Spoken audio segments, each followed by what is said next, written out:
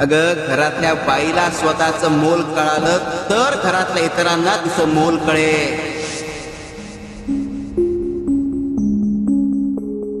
तुम्ही बायका घरातल्या सगळ्या जबाबदाऱ्या सांभाळता, पण स्वतःला मात्र सांभाळत नाही.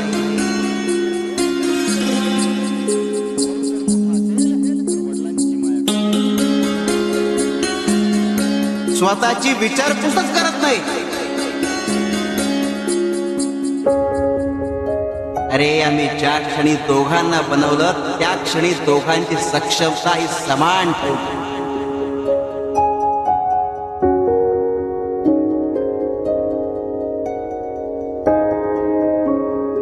दोघांना एकमेकांच्या पूरक